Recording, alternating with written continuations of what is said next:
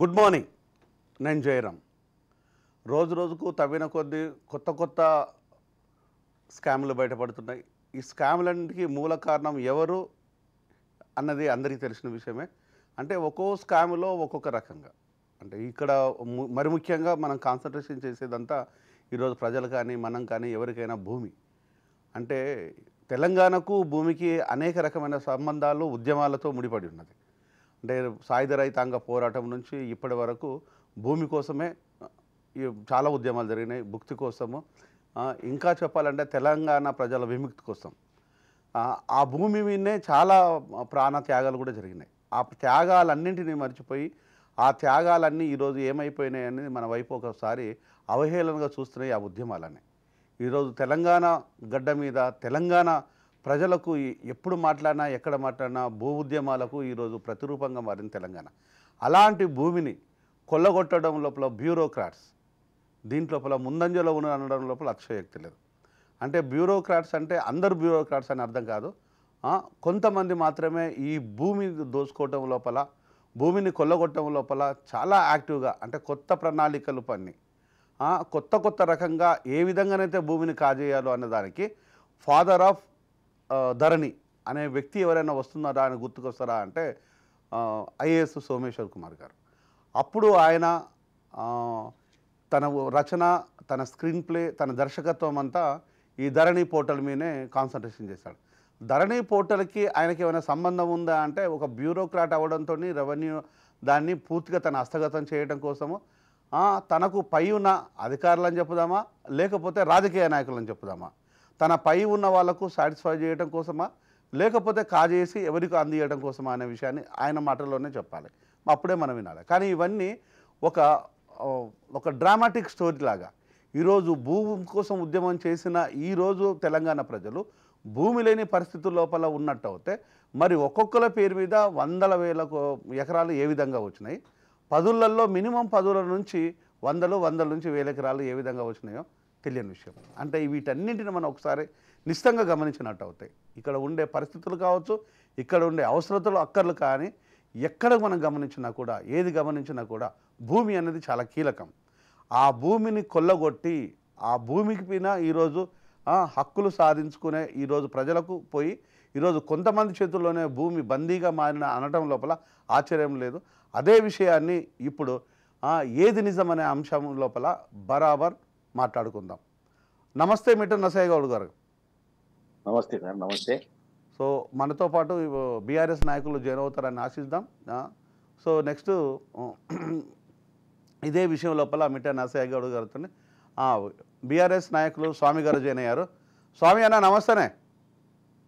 నమస్తేనా అన్న, దీంట్లో అనేక అంశాలు, ఇంతకుముందు నేను ఇంట్రోలో మాట్లాడుతున్నట్టుగా అనేక అంశాలు. తెలంగాణ అనగానే భూ ఉద్యమాలు, భూ పోరాటాలు, భూమి కోసము, భుక్తి కోసము, ఈ తెలంగాణ ప్రజల విముక్తి కోసము సాయుధ రైతాంగ పోరాటం జరిగిన విషయం మన అందరికీ తెలిసిన విషయమే. అంటే ఇంత భూ పోరాటం జరిగిన ఈ ప్రదేశం లోపలే భూమి దోపిడిగా మారిపోవటం, అంటే భూమి దోపిడిగా మారిపోయింది అంటే ఒక రకంగా చెప్పాలంటే కన్నతల్లిని దోసుకోవడమే, ఇంకా వేరే డిస్ప్యూటే లేదు, ఒక మాటే లేదు. ఆ కన్నతల్లి దోసుకోవటం లోపల ఇంత యాక్టివ్గా ఉండే ఈ వ్యక్తులకు ఈరోజు ప్రభుత్వం నుంచే పూర్తి సహకారము సోమేష్ కుమార్కు ఇచ్చిండ్రు. సోమేష్ కుమార్ ఆ నేపథ్యంలోనే బీఆర్ఎస్ నాయకులకు, బీఆర్ఎస్ మినిస్టర్లకు, బీఆర్ఎస్ మంత్రులకు పూర్తి స్థాయి లోపల సోమేష్ కుమార్ కోఆపరేట్ చేసి భూదోపిడీ లోపల ప్రధాన భాగంగా మారడం లోపల తను ముందున్నాడు అనేది. నెక్స్ట్ వచ్చేసి 25 ఎకరాలు తన భార్య పేరు మీద యాచారం లోపల ఇక్కడ ఫార్మాసిటీ వస్తుందని ముందే తెలుసుకొని ఆయన 25 ఎకరాలు ఇక్కడ కొనుగోలు చేశారు. అంటే ఏ విధంగా కొనుగోలు చేశారు అంటే 50 లక్షలకు ఎకరంగా కొనుగోలు చేశారు. కార్డు వాల్యూ లోపల 50 లక్షలు కొనుగోలుతో చేసిన తర్వాత అక్కడ ప్రధానంగా ఆ టైంలో 3 కోట్ల నుంచి 4 కోట్ల వరకు భూమి విలువ ఉంది, మార్కెట్ వాల్యూ. మరి 50 లక్షలు చేస్తే 3 కోట్లు అనుకుంటే 75 కోట్లు, 50 లక్షలు కొనుగోలు చేస్తే 12 కోట్ల 50 లక్షల రూపాయలు. ఈ 12 కోట్ల 50 లక్షల రూపాయలు చెల్లించి ఆయన భార్య పేరు మీద రిజిస్ట్రేషన్ చేయించుకున్నారు. ఇక్కడ వరకు ఎలాంటి డిస్ప్యూట్ లేదు. కానీ ఈ 50 లక్షలతోనే రిజిస్ట్రేషన్ చేయించుకున్నాడా, 3 కోట్ల రూపాయల భూమి నాకు 50 లక్షల రూపాయలు ఏ విధంగా ఇచ్చిన అధికారాన్ని అడ్డుపెట్టుకొని బెదిరించి రిజిస్ట్రేషన్ చేయించుకున్నాడా? అలా కాని పక్షం లోపల నల్లధనాన్ని బ్లాక్ మనీగా ఆయన ఇంకొక రూపకంగా వాళ్ళకి అందజేశాడా అనేది ఈరోజు ప్రధానమైన ప్రశ్న. దానిపైనే ప్రభుత్వం ఈరోజు ఎంక్వైరీ చేస్తుంది. దానిపైన నిశ్చితంగా ప్రజలు కూడా గమనిస్తున్నారు. దీనిపైన మీ అభిప్రాయం ఏంటి స్వామన్న? అందరికి నమస్కారం అండి. రాజ్ న్యూస్ ప్రేక్షకులు అందరికి కూడా, అదేవిధంగా ప్యానల్లో ఉన్న సభ్యులందరూ మిత్రులందరికీ కూడా నా యొక్క హృదయపూర్వక నమస్కారాలు. ఈరోజు మనం ఇలా కరప్షన్ గురించి లేదా సోమేష్ కుమార్ గారి యొక్క భూమి యొక్క రిజిస్ట్రేషన్ చేసుకున్నటువంటి విషయాన్ని మీదనే చర్చ అనుకుంటే చాలా చిన్న విషయం అయిపోతుందని మేము భావిస్తా ఉన్నాం. ఎందుకంటే ఒక చీఫ్ సెక్రటరీగా లేకపోతే ఐఏఎస్ అధికారిగా ఒక 30 సంవత్సరాలు పైబడి చేసినటువంటి వ్యక్తి 25 ఎకరాల భూమి కొనడం అనేది చాలా చిన్న విషయమే జనరల్ గా. అయితే అంతకంటే చిన్న చిన్న ఆఫీసర్లు చిన్న చిన్న స్థాయిలో అంతకంటే ఎక్కువ కొన్న సందర్భాలు చాలా ఉంటాయి మనం చూస్తే. ఇంకోటి, సరే నిజంగానే ఆయన అవినీతికి పాల్పడి కొన్నాడు, లేదా ఇన్సైడర్ ట్రేడింగ్ చేయడం వల్ల కొన్నాడు, లేకపోతే ముందస్తు ఇన్ఫర్మేషన్ ఆయనకి వచ్చిన తర్వాతనే కొన్నాడు అనే దాన్ని ఇప్పుడు మీరు విచారణ చేస్తే, ప్రభుత్వ విచారణ చేస్తే తేలుతుంది అది ఆ విషయాన్ని. మేము ఆయన నిజంగా కరెక్టే కొన్నాడు అని చెప్పట్లేదు, అట్లాంటి తప్పు చేసినని మనం ఏం చెప్పట్లేదు. ఇది విచారించాల్సిన బాధ్యత ప్రభుత్వం మీద ఉన్నది. అదే విధంగా ఇంటరాగేషన్ చేయాల్సిన అవసరం ప్రభుత్వం మీద ఉన్నది. దాన్ని కోర్టు కూడా తేల్చాల్సిన అవసరం ఉంది. దాన్ని తేల్చాలని చెప్పేసి కూడా మేము కోరుతా ఉన్నాం. ఆయనకి ఎలాంటి మేము మద్దతు కానీ సపోర్ట్ కానీ ఇంకోటి ఆయన చేయలేదని ఒకళ్ళతో ఉంచుకొని ఆయన తరఫున మేము సర్టిఫికెట్ ఇవ్వట్లేదు. కాబట్టి ఈ యాంటీ కరప్షన్ బ్యూరో అనేది ఈ సోమేష్ కుమార్ మీదనో లేకపోతే శివబాలకృష్ణ మీద అవినీతి మీదనో వారు చేసినటువంటి ఫ్రాడ్ మీదనో కోసము రేవంత్ రెడ్డి గారు ఏర్పాటు చేసినటువంటి వ్యవస్థ కాదు ఇది. ఒక్క నిమిషం స్వామి అన్న, కంప్లీట్ చేస్తండి. ఏసీబీ యాక్ట్ అంటే ఇక్కడ సోమేష్ కుమార్ గారి గురించి ఇక్కడ ఎవరికి ఏ విధమైన కోపతాపాలు లేవు. ప్రజలు దీన్నేమి ఆయన తప్పు చేసిండు ఒప్పు చేసిందని కాదు. ఇక్కడ భూమి తెలంగాణ ప్రజలకు భూమి అంటే తెలంగాణ ప్రజలకు భూమి కోసం ఏ విధంగా కొట్లాడినలో మనకంటే ముందు 50s నుంచి ఇప్పటి వరకు కూడా భూమి మీదే ఉద్యమాలు జరిగినాయి. అలాంటి ఉద్యమాలు ఉన్న ఈ గడ్డ మీద అంటే ఒక రకంగా చెప్పలేదు, తెలంగాణ అంటే పోరుగడ్డ. ఈ పోరుగడ్డ మీదనే ఆ పోరు కోసం చేసిన ఆ భూమినే దగా చేసిందంటే అది ఇంచు భూమి అయినా కూడా 25 ఎకరాలు అంటే చాలా పెద్ద భూమి అన్న, అది ఇంచు భూమి అయినా కూడా నా కన్న తల్లిని దోపిడీ చేసినట్టే అని ఈరోజు ప్రజలు అనుకుంటున్నారు. మరి అలాంటి దాన్ని 50 లక్షలు పెట్టి కొన్న తర్వాత రిమైనింగ్ డబ్బులు ఏ విధంగా కట్టిండు అనేది ప్రధానమైన ప్రశ్న. రిమైనింగ్ కట్టిండా బెదిరించిండా? అంటే అధికారాన్ని చూపించి అక్కడ ఎకరం కొన్నాడా 2 ఎకరాలు కొన్నాడు కాదన్నా. ఇక్కడ విషయాలు ఏంటంటే కట్టిండా. నేను చెప్తున్నా, మేమేం చెప్పదలుచుకున్నామంటే నాటి ముఖ్యమంత్రి కేసీఆర్ గారు ఇలాంటి భూమిని అంతా రక్షించాలి, భూమిలో ఇలాంటి తరచు వివాదాలు రావడము, ఆ వివాదాల్లో ఎవరో జోక్యం చేసుకోవడం, తన పెద్ద మనుషులుగా వచ్చిన వాళ్ళు తనకు అవకాశంగా అది మలుచుకోవడము చాలా ఇబ్బంది అవుతుంది, ప్రజలకు అందరూ మోసపోతా ఉన్నారు, ప్రజలందరూ కూడా ఈ భూమి వల్ల లాస్ అయిపోతా ఉన్నారని చెప్పేసి కేసీఆర్ గారు దీన్ని ఆలోచించి ఇకపై నుంచి వెళ్ళి ఎలాంటి జరగకూడదు, గతంలో జరిగినట్టు కోట్లు అదేవిధంగా ప్రభుత్వం దగ్గర ఉన్న ఏ విధంగా పరిష్కరించాలనే ఉద్దేశంతో ఈ ధరణిని తీసుకురావడం జరిగింది. ధరణి వచ్చిన తర్వాత ప్రతి ఒక్కటి కూడా నిజంగా కూడా గతంలో ఎట్లుంటది అంటే ఈ ధరణి రాకముందుకు, సరే ధరణి మీద ఎవరేం కామెంట్ చేసినప్పటికీ ధరణి రాకముందుకు మనం రిజిస్ట్రేషన్ ఒక దగ్గర జరుగుతూ ఉండేది, మోటేషన్ ఒక దగ్గర జరుగుతూ ఉండేది. మనం రిజిస్ట్రేషన్ అయితే మనం కొన్నామని ఒక భావనలో ఉంటుంటివి, అయిపోయింది మన పేరు మీద అని. కానీ మోటేషన్ కాడికి పోకపోతుండే ఎంఆర్ ఆఫీస్ కు. అట్లా పోకపోవడం వల్ల పాత ఓనరే దాంట్లో కంటిన్యూ అవుతా ఉండేవాడు ఆ పహనీలలో కానీ రెవెన్యూ రికార్డులలో. రిజిస్ట్రేషన్ ఆఫీస్ లో మాత్రం మన దగ్గర డాక్యుమెంట్ ఉంటూ ఉండేది. కాబట్టి ఈ రెండు మధ్య కోఆర్డినేషన్ లేకపోవడం వల్ల ఆ పాత పహానీలు చూపించో అది చూపించో ఈ డాక్యుమెంట్ బయటికి రాకపోవడం వల్ల కొంతమంది అనుకునే వాళ్ళు ఈ సర్చ్ తీసుకోకపోవడం వల్ల కొంత మళ్ళా అమ్మిన దాన్ని మళ్ళీ అమ్మడము ఇలాంటి జరుగుతూ ఉండేది. కొన్న వాళ్ళు నష్టపోతూ ఉండేవారు.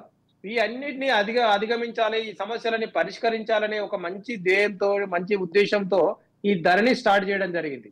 కాబట్టి అలా ధరణి కూడా పెద్దగా తప్పవటానికి ప్రయత్నం చేస్తా ఉన్నారు, కానీ అక్కడ పెద్ద తప్పులేం దొరకట్లేదు. ధరణిలో కొన్ని ఆప్షన్స్ కొన్ని మోడ్యూల్స్ అనేది 2-3 సార్లు రావాల్సిన అవసరం ఉందని చెప్పి అవి కూడా పరిష్కరించాలని చెప్పేసి ధరణి మీద నిరంతరం ఒకటే ఏ వ్యవస్థ తీసుకున్నా నిరంతరము కొంచెం అడిషన్స్ సబ్స్ట్రాక్షన్స్ అనేది కంపల్సరీగా ప్రతి దాంట్లో ఉంటాయి.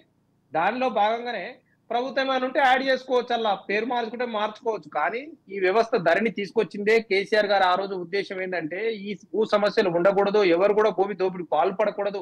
ఒకరిద్దరు ఎవరైనా ఇప్పుడు ఇప్పుడు ఇప్పుడు మీరు చెప్పినట్టుగా ఎవరైనా అవినీతికి పాల్పడ్డా, మాల్ ప్రాక్టీసెస్ పాల్పడ్డా, ఇన్సైడర్ ట్రేడింగ్ కు పాల్పడ్డా అవన్నీ కూడా పరిష్కరించాల్సిన బాధ్యత ప్రభుత్వం పైన ఉంటుంది. విచారించండి, మేము వద్దనట్లేము.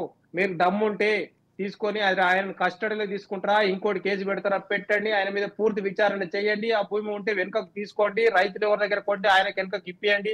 ఆ పైసలు ఎక్కడి నుంచి వాళ్ళు తీసుకొచ్చిండో అక్కడికి ఆ పైసలు ఎవరి దగ్గర తీసుకొని కొన్నాడో అవన్నీ తేల్చమని చెప్పేసి కూడా ఈ రోజున ప్రభుత్వాన్ని మేము డిమాండ్ చేస్తాం. ఈ రోజు కేసీఆర్ గారి ప్రభుత్వం కాదు, కేసీఆర్ గారు విచారణ చేసే పరిస్థితి కాదు.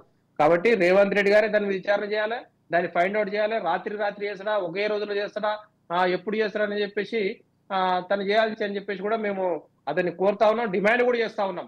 అట్లా అని చెప్పేసి మేము ఆయన ఎవరికి కూడా మేము ఒత్తాసు పలకట్లేము.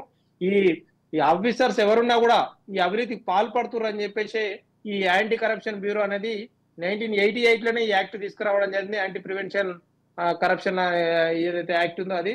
కాబట్టి ఇక్కడ ఇప్పుడు ఈయన కావచ్చు, ఇంకెవరు కావచ్చు, రేపు ప్రభుత్వంలో ఇంకెవరున్నా జరిగినా అవినీతి జరిగినా విచారించాలని చెప్పేసి కూడా మేము కోరుతా ఉన్నాం. ఒక్క నిమిషం నరసన్న,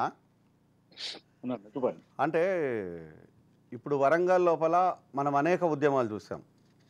ఇతర నల్గొండ లేకపోతే సూర్యాపేట, నిజామాబాదు, ఏ జిల్లాలకు వెళ్ళినా కూడా, ఏ తెలంగాణ లోపల ఎక్కడకున్నా కూడా బీఆర్ఎస్ గవర్నమెంట్ వచ్చిన తర్వాత భూ వివాదాలు ధరణి పోర్టల్ ద్వారానే ఎక్కువ డిస్టర్బెన్స్ ఉంది అన్నది కాంగ్రెస్ ఆరోపించడంతో పాటు ప్రజలు కూడా దాన్ని పూర్తిగా విశ్వసించారు. దాన్ని నమ్మిన తర్వాత ఇప్పుడు ఇంత జరిగిన తర్వాత కూడా ఇప్పుడు బీఆర్ఎస్ ఏం చెప్తుందంటే ఈ భూ వివాదానికును సోమేష్ కుమార్కి ఎలాంటి సంబంధం లేదు, ధరణి చాలా క్లియర్గా ఉంది, అదొక బైబుల్, భగవద్గీత, ఖురాన్ లాగా చెప్తుంది. అంటే ఇంత చెప్తుంటే మీరు వచ్చేసేమో కాంగ్రెస్ గవర్నమెంట్ వచ్చేసేమో లేదు దొంగలు ఉన్నారు, దొంగలను పట్టుకుంటాము, ఎరవేస్తాము అనేదాన్ని తీసుకొస్తాం అనేదాన్ని ఒక ఎజెండాగా పెట్టుకున్నారు. ఇక్కడ కళ్ళ ముందు చాలా క్లియర్ కనిపిస్తుంది. నేను మన స్వామినన్న అదే అడుగుతున్నాను. ఎందుకంటే స్వామిన్న ఒక సామాన్యుడేం కాదు, తను ఉద్యమ నేత, విద్యార్థి దశ నుంచి నాకు బాగా తెలుసు. తాను నిష్పక్షపాతంగా నిర్భయంగా ఉద్యమాలు చేసింది ఉస్మాన్ యూనివర్సిటీ అన్న విషయము, కాకతీయ ఉస్మాన్ యూనివర్సిటీ, దాంట్లో ఎవరికి డిస్ప్యూట్ లేదు. అలాంటి ఉద్యమాల నుంచి వచ్చిన నాయకులు కూడా ఈరోజు కేసీఆర్ విషయం లోపల లేకపోతే ధరణి విషయం లోపల అంత విశ్వాసంగా ఎందుకున్నారు? నెక్స్ట్ వచ్చేసి ఇక్కడ చాలా క్లియర్గా దోపిడీ జరిగినట్టు తెలుస్తుంది.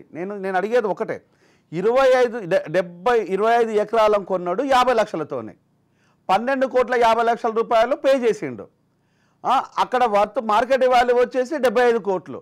రిమైనింగ్ డబ్బులు ఇచ్చిండా బెదిరించిండా? ఇంతే, ఇక వేరే క్వశ్చన్ లేదు. ఇది ఇచ్చిండు అనుకుంటున్నామా బెదిరించిండు అనుకున్నామా? ఇక్కడ ఏది జరగకపోతే ఈయనకు 50 లక్షలతోని ఎవడో అక్కడ రిజిస్ట్రేషన్ చేయడు కదా. Hello hello hello, voice clear ఉందండి? క్లియర్ గురించి మాట్లాడవే. ముందుగా మీకు ప్యానెల్లో ఉన్న పెద్దలకు వ్యూవర్స్కు నమస్కారం. మీరు ఇంట్రోలో చెప్పినటువంటి వర్డ్ చాలా కీలకం. ఏంటంటే ఈ భూమి అనేది ప్రతిదానికి మూల కారణం. దాన్ని చెరబట్టినటువంటి ప్రభుత్వము బీఆర్ఎస్ ప్రభుత్వం. కాబట్టి మీరు ఇలాంటివి ఈ అంశం తీసుకున్నందుకు ఫస్ట్ మిమ్మల్ని అభినందిస్తా ఉన్నాం. ముఖ్యంగా సోమేష్ కుమార్ గారు ఈ రెవెన్యూలో చీఫ్ సెక్రటరీగా ఉన్నప్పటి నుండి మొదలు పెడితే ఆయన CCLAగా ఆయనే ఉన్నాడు. తర్వాత ఆయనకు తోడుగా ఈయన కూడా ఇది మన అరెస్ట్ అయినటువంటి బాలకృష్ణ గారు కూడా రేరాల్లో సహకరించినట్టుగా కనిపిస్తా ఉంది.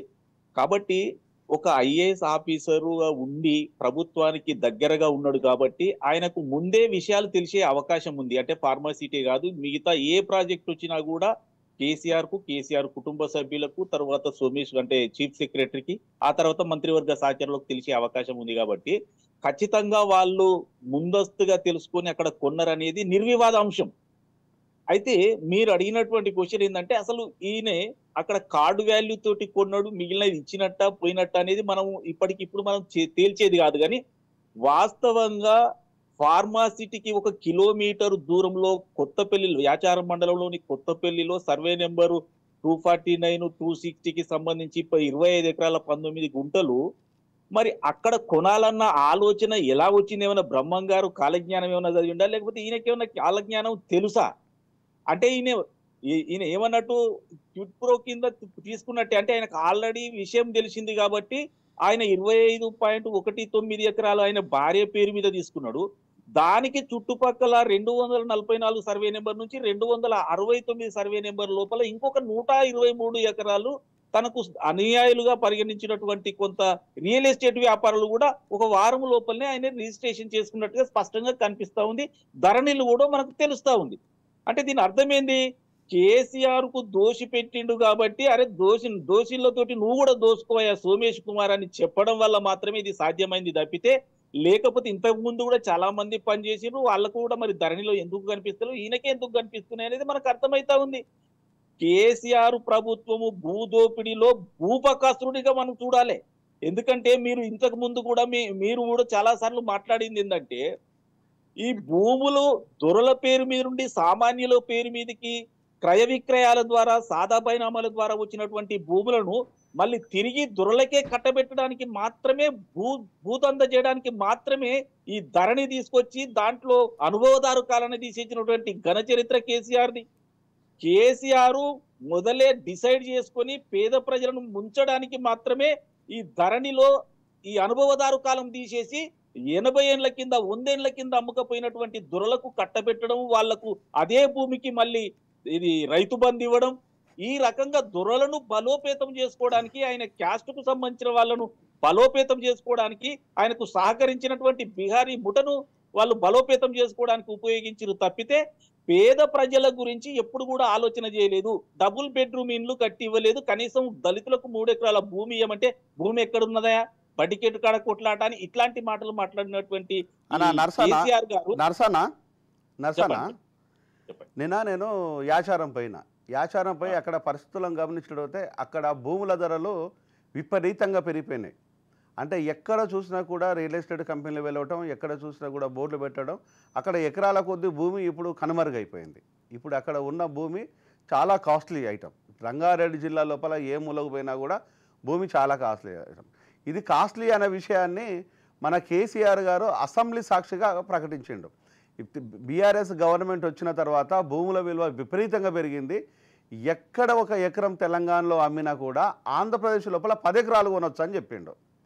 కానీ ఇక తెలంగాణ లోపల ఎక్కడ ఓ ఎకరం దోసుకున్నా కూడా ఆంధ్రప్రదేశ్ లోపల ఎన్ని ఎకరాలైనా కొనుక్కోవచ్చు. అంటే ఇప్పుడు ఇక్కడ కొన్నది ఏమీ లేదు, దోసుకోవడమే. ఈ దోసుకునే ప్రయత్నం లోపల బలవంతంగా తీసుకున్నాడా అనేది తీసుకోలేదని ఇక్కడ ఈ 25 ఎకరాల 19 గుంటలు నామిని వేణుగోపాల్ నుంచి 8 ఎకరాలు తీసుకున్నాడు. వరలక్ష్మి దగ్గర నుంచేసి 7 ఎకరాల 19 గుంటలు, శేషకుమార్ నుంచి 10 ఎకరాలు ఈ సంబంధిత సర్వే నెంబర్ల నుంచి. ఇది 25 ఎకరాల 19 గుంటలు ఈయన తీసుకున్నది. అంటే ఒక వ్యక్తి ఒక ప్లేస్లోనే ఇంత తీసుకుంటే ఇంకా హైదరాబాద్ మొత్తం మీద ఈయన లీలను ఇంకెన్ని ఉండొచ్చు. దానిపైన ఎంక్వైరీ జరగాలని నిన్న చాలా డిమాండ్ చేస్తున్న ప్రజలు. అంటే ఒక ఆఫీసరు ఇక్కడ ఒక ప్లేస్లోనే, ఈయన రాష్ట్రానికి ఆఫీసరు, చీఫ్ సెక్రటరీ, రాష్ట్రం మొత్తం ఈయన ఇల్లులాగా చూసుకోవాలి. కానీ రాష్ట్రాన్ని మొత్తము సొంత ఇల్లులాగా ఇష్టానుసారంగా దోపిడీకి పాల్పడిన వ్యక్తి ఈరోజు సోమేష్ కుమార్ అనేది ప్రజల నుంచి వస్తున్న ప్రశ్న. ఈ సోమేష్ కుమార్ని ఏపీ క్యాడర్ నుంచి ఉన్న వ్యక్తిని తెలంగాణ క్యాడర్లో పెట్టేసుకొని తెలంగాణకు డిప్యుటేషన్ చేసుకొని ఇక్కడ ఆయనకు సిఎస్గా పదవినిచ్చిండు. సో సిఎస్గా పదవి ఇచ్చిన వ్యక్తి ధరణి పోర్టల్ను క్రియేట్ చేసేసి భూములన్నింటినీ ఎక్కడైతే భూములు ఉన్నాయో, ఎక్కడైతే వేకట్గా ఉన్నాయో ఆ భూములన్నింటినీ ఓ ప్రత్యేకమైన అకౌంట్లోని వేసిండు అనేది వాస్తవం.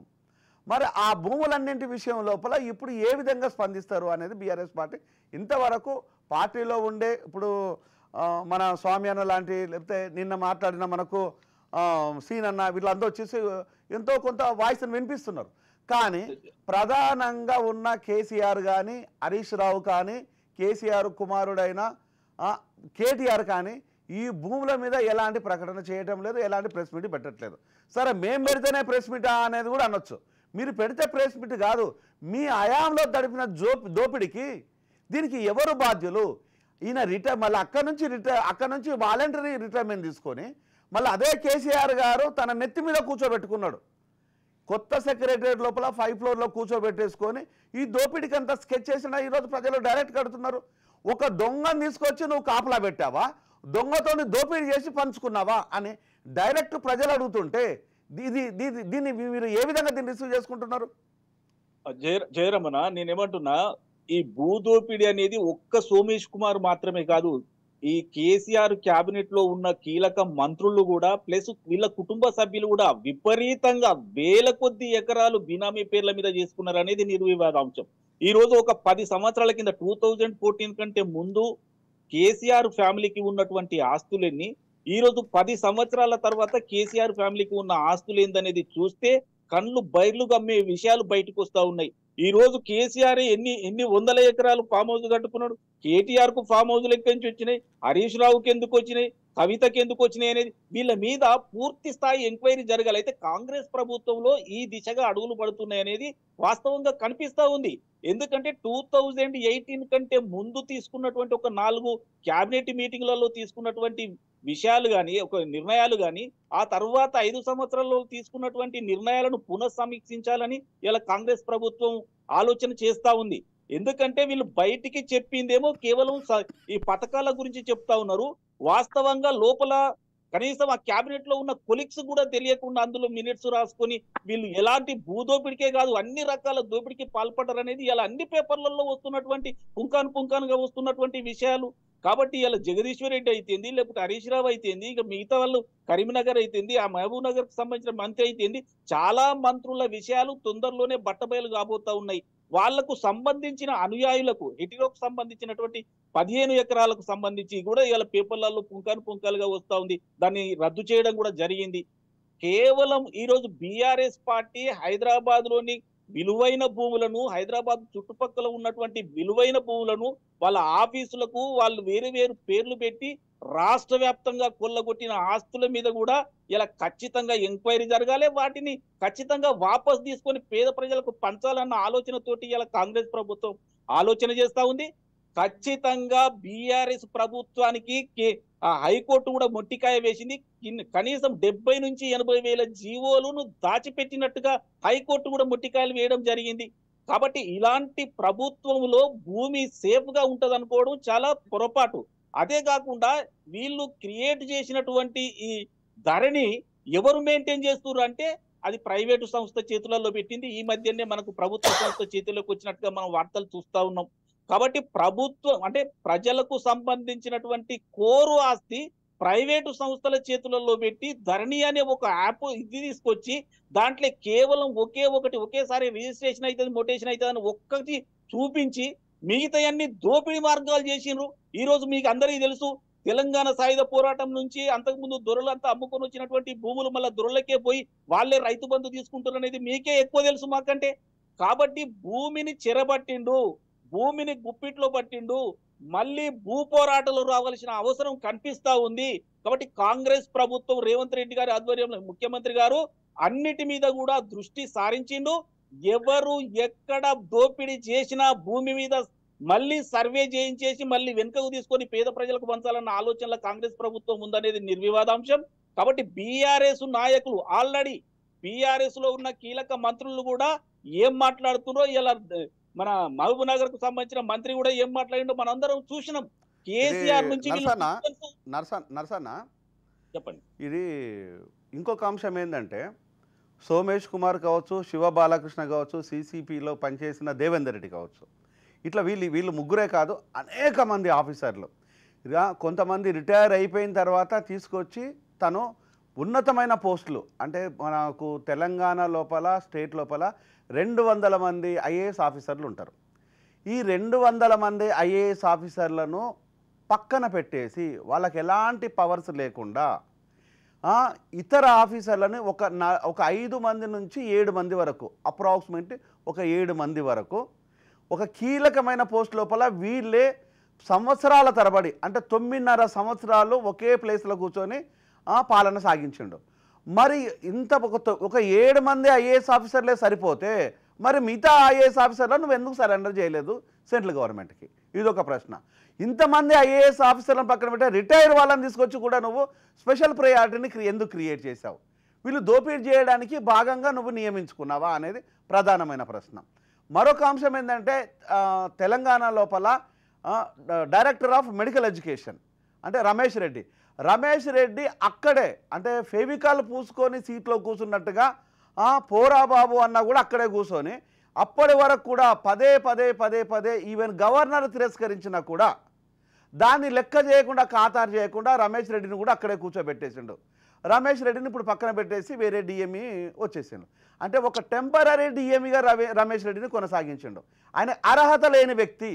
అతను ఎలాంటి అర్హత లేదు అంటే ఆ సర్వీస్ రికార్డులను గమనించినట్టయితే ఆ సర్వీస్ రికార్డు లోపల అతనుకు ఎక్కడో చివరి ర్యాంకులో ఉన్న వ్యక్తిని ఫస్ట్ ప్లేస్లో తీసుకొచ్చి కూర్చోబెట్టేసిండు. అంటే ఇలాంటి వ్యక్తిని డిఫీట్ వ్యక్తులను ఎఫెక్టివ్గా సర్వీస్ ఎందుకు చేయించుకున్నాడు? కాపలా కోసం చేయించుకున్నాడా, కాజేయడం కోసం చేయించుకున్నాడా? ఈరోజు రమేష్ రెడ్డి మళ్ళీ గాంధీ మెడికల్ కాలేజీ లోపల ప్రిన్సిపాల్గా ఎలగబెడుతున్నాడు.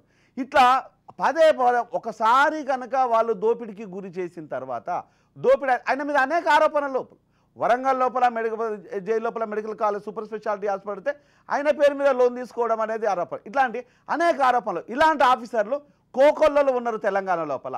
ఇంతమంది ఆఫీసర్లు దోపిడీకి గురి చేస్తూ ఉంటే వీళ్ళ కళ్ళకు కనిపించడం లేదా, లేకపోతే వీళ్ళు విందు భోజనాల కోసం మాత్రమే ఈ దోపిడీ చేసేసి జనాలకు అన్నీ ఇస్తున్నాము బంగారు తెలంగాణ చేస్తున్నామని ఒక ప్రకటన చేయటం? నిజంగా ఇది బంగారు తెలంగాణ వచ్చిందని అనుకుందామా? జయరామన్న దోపిడీ తెలంగాణ చూద్దామా? మంచి విషయం గుర్తు చేశారు. ముఖ్యంగా ఈ భూమి ఎవరైతే దోపిడీ చేసిండ్రో ఈ కేసీఆర్ చుట్టూ ప్రముఖంగా ఉన్నారో దాంట్లో ఒక నలుగురు పేరు ప్రముఖంగా వినపడతా ఉంది. సోమేష్ కుమార్ గాని, రజత్ కుమార్ గాని, ఈ అరవింద్ కుమార్ గాని, తర్వాత పోతే వెంకట్రామరెడ్డి గారు, ఆయన ఎమ్మెల్సీగాను తర్వాత కాలు మొక్కిన వ్యక్తి, కవితకు సాష్టాంగ నమస్కారాలు చేసి కాలు మొక్కిన వ్యక్తి. కేసీఆర్ కూడా స్టేజ్ మీద కాలు మొక్కగానే తీసుకొచ్చి ఆయన దగ్గర పెట్టుకున్నారు. ఇలాంటి కీలకమైన ఆఫీసర్ల మీద ఎంక్వైరీ జరగవలసిన అవసరం ఉందని ప్రభుత్వం భావిస్తుంది. అదే కాకుండా నేను ఒకటే కోరుకుంటున్నా, మీ ద్వారా ప్రభుత్వం దృష్టికి నేను కూడా తీసుకుపోయేది ఏంటంటే, నేను కూడా ఒక నెల రోజుల నుండి మా ప్రభుత్వం వచ్చినప్పటి నుండి మా మున్సిపాలిటీలో కూడా తిరిగితే సర్వే నెంబర్లు చేంజ్ చేసి, నేను నిన్న కూడా ఒక దగ్గరికి వెళ్ళాను. ఒక చెరువు 13-14 ఎకరాల చెరువు ఉంటే ఇలా ఎకరంన్నర మాత్రమే మిగిలింది. ఇదే పీర్జాదిగూడ మున్సిపాలిటీలో ఏం చేసిరంటే ఆ పక్కకు 28వ సర్వే నెంబర్ ఈ భూమి అయితే 29వ సర్వే నెంబర్ వేసి ఇదే భూమిలో వాళ్ళు పెద్ద పెద్ద బిల్డింగ్లు కడతా ఉన్నారు. నేను ఆర్టీఐ యాక్ట్ కింద కూడా నిన్న సబ్మిట్ చేశాను. ఏం వివరాలు ఇస్తారో చూడాలి. అంటే కింది స్థాయి నుండి మొదలు పెడితే 35 ఎకరాల సీలింగ్ భూమిలో ఇప్పుడు 1 ఎకరం కూడా లేదు. కాబట్టి ఇలాంటి అన్ని మేము తవ్వుతా ఉన్నాం. అంటే ప్రభుత్వం ఇంతకు ముందు ఉన్నటువంటి ప్రభుత్వములో చిన్న స్థాయి నాయకుడి నుంచి పెద్ద స్థాయి నాయకుని వరకు అందరూ కూడా భూదోపిడికి పాల్పడ్డవారే. ఇందులో ఏమాత్రము మినహాయింపు లేదు. మున్సిపల్ వార్డు నెంబర్ నుంచి మొదలు పెడితే రాష్ట్ర ముఖ్యమంత్రి దాకా ఈ పనులే చేసిర్రు. కాబట్టే ఈ రోజు కాంగ్రెస్ గవర్నమెంట్ ఒకటే చెప్పింది, మేము ఈ కేసీఆర్ తీసుకొచ్చినటువంటి దీన్ని తీసేసి భూమాతను తీసుకొస్తాము, దీంట్లో చాలా బొక్కలు ఉన్నాయి, దీన్ని సరి చేస్తా ఉన్నాం అని ఒక కమిటీ వేయడం జరిగింది. అదే విధంగా వీళ్ళు ఎవరికి పడితే వాళ్లకు దొంగ జీవోలు ఇచ్చి వాళ్లకు భూములు కట్టబెట్టిరు. ఎందుకు కట్టబెట్టిరు అంటే కనీసం రూపాయి ఉన్న విలువను ఒక 5 పైసలకు 2 పైసలకు కూడా కట్టబెట్టినట్టుగా హెటిరో సంస్థకు కట్టబెట్టిన భూమి ఇలా హైటెక్ సిటీ నుండి కుక్కట్పల్లి పోయే దారికి సమీపంలో 15 ఎకరాలంటే మరి దాని విలువ ఎంత, దాని రిజిస్ట్రేషన్ వాల్యూ ఎంత, వీళ్ళు ఇచ్చిన లీజ్ ఎంత? ఇక దీన్ని బట్టి మనకు అర్థమవుతుంది కదా క్విడ్ ప్రోకో. నేను ఒకటే డిమాండ్ ప్రభుత్వానికి కూడా నేను దృష్టికి తెచ్చేది ఏంటంటే, కేటీఆర్ ను హరీష్ రావును కవితను ఇప్పుడు నేను చెప్పిన ఈ 4 ఆఫీసర్ల మీద కనుక మీరు కరెక్ట్ ఎంక్వైరీ జరిగితే వీళ్ళ బండారం ఆల్రెడీ బట్టబయలైంది, ఆల్రెడీ ఇంకా కూడా బట్టబయలు కావాల్సి ఉంది. కాబట్టే ఈ ఎన్నికలలో రాబోయే ఎన్నికలలో ఇది పార్లమెంట్ ఎన్నికలలో బీఆర్ఎస్ పార్టీ తుడిచిపెట్టుకపోతుంది. బీఆర్ఎస్ పార్టీ 39 ముక్కలు కాబోతా ఉంది. ఒక్క నిమిషం అది తర్వాత మాట్లాడదాము. ఈ స్వామన్న చెప్పండి. ఇవన్నీ జరుగుతున్న అంశాలన్న. ఇంకొక అంశం ఏంటంటే హంటర్ రోడ్, వరంగల్లో హంటర్ రోడ్ లోపల టైర్స్ కంపెనీ కోసము అనేది ఒకటి కేటాయింపులు చేసేసి దయాకర్ పేరు మీద కెప్టెన్ లక్ష్మణరావుకు బినామీగా ఉండేసి దయాకర్ పేరు మీద కూడా అక్కడి నుంచి భూమి కాజేసేలు అనేది వాస్తవిక సత్యాలు. అంటే ఇక్కడ ఒక జిల్లానేం వదిలిపెట్టలేదు. ఎక్కడెక్కడ హంటర్ రోడ్ అనేది ప్రైమ్ లొకాలిటీ. ఒకప్పుడు హంటర్ రోడ్ అనేది అక్కడికి వెళ్ళాలా తిరగాలంటేనే ఆ రోడ్లో భయపడినది, వరంగల్లో భయపడినది. ఇప్పుడు ప్రైమ్ లొకాలిటీ బ్యూరోక్రాట్స్ కానీ ఐఏఎస్లు ఐపీఎస్లు ఫైనాన్షియల్గా బాగా సౌండ్ ఉన్న వ్యక్తులు మనకు బంజారా హిల్స్ ఏ విధంగా ఉంటుందో ఇప్పుడు హంటర్ రోడ్ ఆ విధంగా మారిపోయింది. ఇప్పుడు అలాంటి ప్లేస్ లోపల అత్యున్నతమైన భూమిని కూడా కొల్లగొట్టేసిండ్రు ఆ ఎంపీ దయాకర్. అంటే ఈరోజు ఏ విధంగా చూసినా కూడా ఎక్కడ ఒక ఎంపీ దయాకర్ ఒక్కడే కాదు, తెలంగాణ లోపల బీఆర్ఎస్ ఎమ్మెల్యేలు చేసిన పని ఏందయ్యా అంటే ఓన్లీ రియల్ ఎస్టేటు వ్యాపారస్తులుగానే కనిపించింది ఎవరికైనా కూడా, అక్కడ ఎమ్మెల్యేలు కావచ్చు ఎంపీలు కావచ్చు. మరి ఇంత జరిగిన తర్వాత మీలాంటి నిష్పక్షపాతంగా నిర్భయంగా మీరు చాలా యాక్టివ్గా సర్వీస్ ఇచ్చేసి ప్రజల కోసం తెలంగాణ లోపల 1400 మంది ఉద్యమం లోపల బలైపోయిండ్లు. ఉస్మానియా యూనివర్సిటీలో మీలాంటి వ్యక్తులు చాలా యాక్టివ్గా పనిచేశారు. మీకు ఒరిగిందే ఉంది బూడిద. అంటే దోసుకున్నవాడు దోసుకున్నాడు, దాచుకునేవాడు దాచుకున్నాడు. మీలాగా సిన్సియర్గా పనిచేసే వాళ్ళు మాత్రం ఇంకా నిరంతరంగా సిన్సియర్గానే ఉన్నారు. మీ సిన్సియారిటీకి ఏం మిగిలింది అంటే బీఆర్ఎస్ నాయకులు అనే ఒకటి మాత్రమే మిగిలింది. కానీ భూములు డబ్బులు అనే మా వాళ్ళ పేరు మీద బీఆర్ఎస్ నాయకులు ట్యాగులు యుద్ధాలు చేసేది మీరు. నిజంగా దీన్ని తెలంగాణ ప్రజలు కేసీఆర్ కుటుంబాన్ని కేసీఆర్ పాలన క్షమిస్తారని అనుకుంటున్నారా? ఇప్పుడు రెండు విషయాలున్నా ప్రధానంగా ఇప్పుడు మనం చర్చించుకునేటువంటి విషయం ఏదైతే ఉందో ప్రస్తుతము ఇది యాంటీ కరప్షన్ అనేటువంటి ఏదైతే జరిగి ఉందో కరప్షన్ జరిగి ఉందని చెప్పేసి చార్జెస్ మనం అలిగేషన్స్ ఏదైతే చేస్తా ఉన్నామో ప్రస్తుత ప్రభుత్వము ఎవరి మీద అయితే అది సోమేష్ కుమార్ మీద కావచ్చు ఇంకా మిగతా అధికారుల మీద ఏదైతే ఆరోపణలు చేస్తా ఉన్నారో అవన్నీ కూడా తొందర విచారణ చేసి ఒక సర్టన్ టైం పెట్టుకొని విచారణ చేసి ఒక 6 నెలల 3 నెలలు పెట్టుకొని ఎవరెవరు దీంట్లో ఇన్వాల్వ్ అయ్యారు అందరి పేరు మీద కూడా విచారణ చేసుకొని మేము చేసుకుంటామని చేసుకొని దాని ఇంటర్నల్ కమిటీ వేసుకొని ఏదో ఒకటి చేసుకొని దాన్ని విచారించవచ్చు. వారు ఎవరెవరు ఇన్వాల్వ్ ఉన్నారో వాళ్ళందరినీ పట్టుకోవచ్చు, వాళ్ళందరి నుంచి రికవర్ చేయొచ్చు, వారందరినీ శిక్షించవచ్చు, ఇంకేమైనా చేయొచ్చు. కానీ ప్రతిరోజు ఈ ప్రభుత్వం తను చేయాల్సిన పనులన్నీ పక్కకు పెట్టి తను చేయాల్సిన పనులను గురించి పక్కకు పెట్టి ప్రజల యొక్క దృష్టి మళ్లించే కోణంలో ప్రతిది ఏదో చిన్న విషయాన్ని తీసుకొచ్చి పేపర్లో ఈ చర్చలో తీసుకొచ్చి పెద్ద అంశంగా ప్రయత్నం చేస్తా ఉంది ప్రభుత్వము. కాబట్టి ప్రభుత్వాన్ని ఏమాడుతున్నామంటే 6 నెలల్లో 3 నెలల్లో మీరు వేసిన కమిటీ ఏదైతే ధరణి ఉందో అదన్నీ ఎప్పటి వరకు దాని విధి విధానాలు ఏంటివి ఏ విధంగా పనిచేయబోతోంది, ధరణి మీద పనిచేస్తా ఉందో, ధరణి వల్ల జరిగిన అవకతవకల మీద పనిచేస్తా ఉందో, వాళ్ళు విధి విధానాలు ప్రకటిస్తారా, వాళ్ళే ప్రకటించకుండానే చేసుకుంటారా, వాళ్ళు ఏదో రకంగా చేసినా ఒక సర్టెన్ టైం పెట్టండి. ఒక 3 నెలలో 6 నెలలో 2 నెలలో పెట్టి వీటి మీద పూర్తి విచారణ చేసి ఎవరైతే దీని మీద మాల్ ప్రాక్టీసెస్ కు పాల్పడ్డారా, ఇన్సైడర్ ట్రేడింగ్ చేసిరా వాళ్ళందరినీ కూడా పట్టుకొని శిక్షించమని చెప్పేసి కూడా ప్రభుత్వాన్ని మేము కోరుతా ఉన్నాం. అదే విధంగా ప్రతిరోజు ఒక చిన్న అంశాన్ని తీసుకొచ్చి వినండి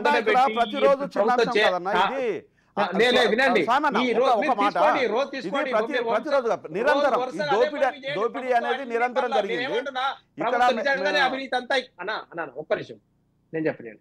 ప్రభుత్వం ఏదైతే ఈ గత ప్రభుత్వంలో జరిగిన అవకతవకలు ఉన్నాయో అన్ని పనులు ఆపించి 6 నెలలు ఇదే పని చేయరు. లేకపోతే ప్రజలకు చెప్పండి రేపటి నుంచి మేము ఏ పనులు చేయం, గతంలో ప్రభుత్వం చేసినట్టు అవకతవకల మీద విచారణ చేస్తాం, మేము రివ్యూలు చేస్తాం, 6 నెలల దాకా మేము ఇట్లే పని చేస్తాం, ఈ రకంగా పని చేస్తాం, మేము అన్ని వెలికి తీసి పట్టుకుంటాం అంటే అదే పని మీద ఉండండి. మేమేం వద్దనట్లేము. 6 నెలల దాకా ప్రజలకు చెప్పండి మేము ఇదే పని మీద ఉంటాం, మేము 6 నెలల దాకా అన్ని పట్టుకున్న తర్వాతనే అన్ని అన్ని శిక్షించిన తర్వాత వారందరినీ తీసుకుపోయి లోపల పెట్టి శిక్షించిన తర్వాతనే మిగతా పనులు ప్రారంభిస్తామని చెప్పి చేసుకోమని చెప్పండి, మాకేం అభ్యంతరం లేదు. కానీ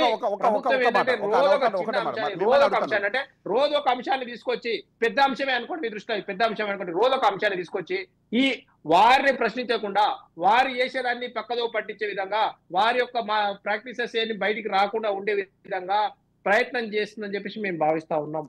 ఇలా తెలంగాణలో ఎంతో మంది న్యాయ నిపుణులు ఉన్నారు. అదేవిధంగా సుప్రీంకోర్టు న్యాయవాదులు అయినారు ఈ తెలంగాణ ఇక్కడి నుంచి. సుప్రీంకోర్టులో వర్కింగ్ చేసే అడ్వకేట్స్ ఉన్నారు. వీళ్ళందరినీ కాదు అని చెప్పేసి ఈ రోజు ఒక వేరే తెలంగాణకు సంబంధం లేని వ్యక్తిని సుప్రీంకోర్టులో ఆన్ రికార్డ్ అడ్వకేట్ గా నియమించుకుంటూ రేవంత్ రెడ్డి గారు. దాని గురించి చర్చ లేదు. అంటే ఎవరికి నచ్చిన అధికారులు ఎవరి మీద నమ్మకం ఉన్న అధికారులు వాళ్ళు పెట్టుకుంటారు. వారు ఆ తర్వాత ఏ విధంగా ప్రయత్నం చేసుకుంటారా, ఏ విధంగా బీఆర్ఎస్ లో కూడా చేసి ప్రభుత్వం పెట్టుకుంది. ఆ రోజు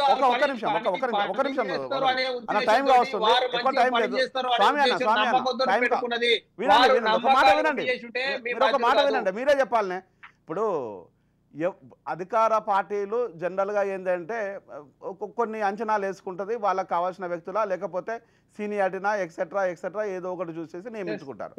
సో బీఆర్ఎస్ కూడా అదే చేసింది, కాంగ్రెస్ కూడా అదే చేస్తుందనే మీ ఆరోపణ. సో అదే చేస్తున్న ఆరోపణ. ఇక్కడ ప్రజలు అనుకున్నది ఏంటంటే ఇంత దోపిడీ జరుగుతుంటే ఎందుకు మాట్లాడకూడదు అనేది ప్రజల ప్రశ్న. దోపిడీ గురించి కంక్లూడ్ చేయండి. ఎందుకు మాట్లాడలేదని ఇప్పుడు చర్చ కాదు, ఎందుకంటే గతం జరిగిపోయిన విషయం. అంటే వీళ్ళంతా కేటీఆర్ కేసీఆర్ కన్సర్న్లో పనిచేశారు కాబట్టి కన్సర్న్లో పనిచేసే వీళ్ళని కాపాడుకునే ప్రయత్నం చేస్తారో మాట్లాడకుండా అనేది ప్రజల ప్రశ్న. కేసీఆర్ కేటీఆర్ దోపిడిని కప్పిపుచ్చుకోవడం కోసం అంటే పోయినది తిరిగి రాదు. మైనంపల్లి హనుమంతరావు ఒక మాట చెప్పిండన్న, అదే బీఆర్ఎస్ పార్టీలో ఉన్నప్పుడు హరీష్ రావుకు స్లిప్పర్స్ తోని వచ్చిన హైదరాబాద్కు వచ్చిన హరీష్ రావు ఇన్ని లక్షల కోట్లు ఎక్కడి నుంచి వచ్చిన బిడ్డ నీ అంతేందో తెలుస్తా అనేది ఆయన భాషలో దానికి ఆ సవాలుకు హరీష్ రావు ఏం చెప్పిండు, ఏం చెప్పలేను, నో కామెంట్ అని కూడా వచ్చిండు. ప్రజలు కూడా అన్నారు, ప్రజలు ఏం చేసిందంటే నో ఓట్ అని ప్రజలు వేయడం బంద్ చేసిండ్రు. అంటే ఈయన నో కామెంట్ అనేసరికి ప్రజలు నో ఓట్ అనేసిండ్రు. అంటే ఈరోజు నో కామెంట్ ఎప్పుడు నో కామెంట్ అనాలే? ప్రజలకు మంచి జరుగుతున్నప్పుడు మంచి చేసినప్పుడు అరే ప్రజలు మంచి చేసిన తర్వాత నేనే మాట్లాడరా అని చెప్పాలి. దోపిడీ చేసుకున్న తర్వాత నో కామెంట్ అంటే ప్రజలు ఏం చేస్తారు, నో ఓటర్ అని కూర్చోబెట్టారు. సార్ ఇప్పుడు కంక్లూడ్ చేయండి సార్. మీరే ఏమంటారంటే రేపు పొద్దునట్టు ఇప్పుడు మాట్లాడిరనుకో, ఇప్పుడు మాట్లాడితే ఏమంటారంటే అప్పుడే ఎందుకు తొందరపడతా ఉన్నారు, ఇంకా చాలా ఉంది మీ గురించి ఇంకా మేము చాలా చేయాల్సిన అవసరం ఉన్నది, మీరు అప్పుడే ఉలికి పడతా ఉన్నారు, అప్పుడే తొందర పడతా ఉన్నారు, అప్పుడే మీరంతా ఆవేశపడిపోతా ఉన్నారు అని చెప్పేసి మీరే మాట్లాడతారు. కాబట్టి మీరు విచారణ చేసిన తర్వాత ఇది నిరంతరం ఉంటది. ప్రతిష్టాత్మకంగా దోపిడీదారులను దొంగలను బయట తీసే ప్రోగ్రాం పెట్టింది. ఇక్కడ ఇంతటితో ఆగదు. ఇది మాట్లాడాల్సిన అవసరం లేదు. ప్రతినిత్యము 24/7 ఇదే పనిలో ఉంటాము. డెఫినెట్ గా మేము ఆ ప్రయత్నాన్ని ప్రజల ముందు పెడతాము. ఇది ప్రభుత్వము దాన్ని ఏ విధంగా స్వీకరిస్తుందో ప్రజల అంశం కోసం. ఇది ప్రజలను మోసం చేసిన ఏ ఒక్కరిని వదిలేసేది లేదు. మంత్రులా లేకపోతే ఆఫీసర్లా ఐఏఎస్ ఐపీఎస్ కాదు కానీ అవన్నీ ఓకే అన్న శిక్షించాలని చెప్పేసి కోరుతా ఉన్నాము. ఎవరు తప్పు చేసినా శిక్షించాలని కోరుతా ఉన్నాము అన్న. ఒక్క నిమిషం. తెలంగాణలో భూములకు విలువలు చెప్పండి, కంక్లూడ్ చేయండి. రైతులంతా ధనవంతులైనట్టునే ఇవాళ కేసీఆర్ కారణము. రైతుల భూములకు విలువలు వచ్చినాయంటేనే దానికి కేసీఆర్ కారణము. ఇవాళ రైతులందరూ కూడా ఇవాళ గతంలో జరిగినప్పుడు అవకతవకలు జరుగుతలేవు భూములలో అంటేనే అది కేసీఆర్ గారి సరిదిద్దే ప్రయత్నం చేసినారు. అదే విధంగా ఎక్కడ కూడా ఈ అవినీతి జరగడానికి వీల్లేదని చెప్పేసి ప్రభుత్వం పనిచేసింది.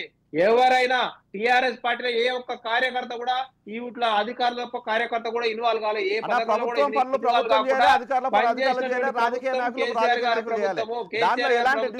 ఏ ఒక్క కార్యకర్తను కూడా ఇన్వాల్వ్ చేయలేదు. ఇప్పుడు నేనేమంటున్నానంటే గత 10 సంవత్సరాలుగా టిఆర్ఎస్ ప్రభుత్వ హయాములో గ్రామ స్థాయి నుంచి రాష్ట్ర స్థాయి వరకు ఉన్నటువంటి చోటామోటా లీడర్ల నుంచి బడా లీడర్లు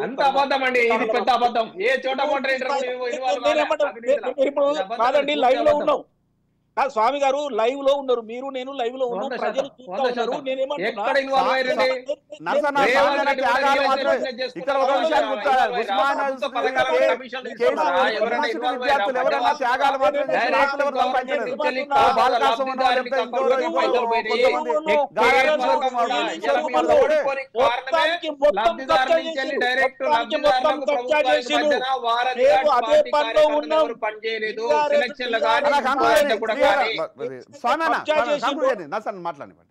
అయితే నేనేమంటున్నా, వీళ్ళు కబ్జా చేసిన భూములను మేము వెలికి తీస్తా ఉన్నాం. నేను అదే పనిలో ఉన్నాం, ప్రభుత్వానికి కూడా మేము సబ్మిట్ చేస్తా ఉన్నాం.